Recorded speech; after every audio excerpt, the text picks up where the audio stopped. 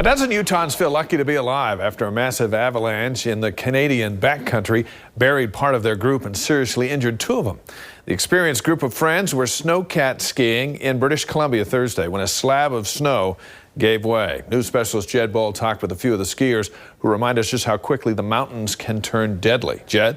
Yeah, Dave, those 12 Utah skiers, all friends and family, were skiing in the Selkirk Mountains of British Columbia. They were enjoying some of the best ski runs of their lives when suddenly the snow beneath them broke loose and they were fighting for their lives.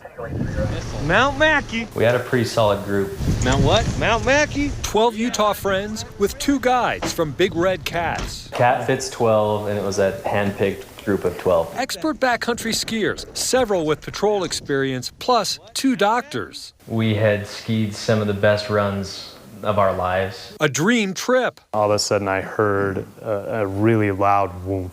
Until Thursday afternoon. I heard Jason yelling as loud as he could the word avalanche. Avalanche! The group, skiing buddy style, had just gathered. The whole thing ripped out. 75 yards wide. Get out! Look out! Look out! I was head over heels.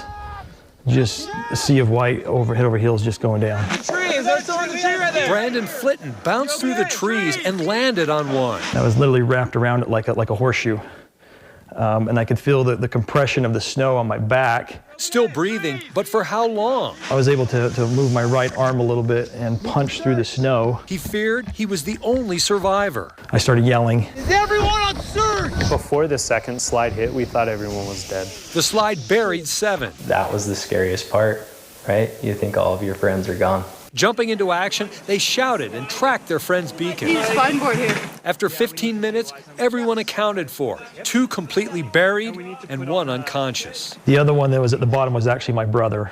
Swept 500 to 600 yards by the snow. 8 grueling hours and 3 toboggans to safely get everyone off the mountain. The skiers were thankful for extensive training with beacons, shovels, and probes that included briefings with their guide just that morning. It's chaos, and to be able to be efficient and effective, the training has to be muscle memory. They urge everyone who plays in the backcountry to train like their lives depend on it. Are you skiing with guys that could save your life if they needed to? These guys were. There's a brotherhood that is pretty amazing between us. There's a bond and a friendship that is unlike anything else. The skier who was most seriously injured is still up in Spokane, awaiting some surgery up there. He's in the ICU. Another skier had a broken leg, while the rest of the skiers were beaten up emotionally and physically. They also wanted to tell me that they felt very impressed with their guides out there, and they don't believe that they would have all made it home alive if not for the work of those guides who were out there with them that day. Dave? Wow, what a story. Jed Boal in the newsroom. Thank you, Jed.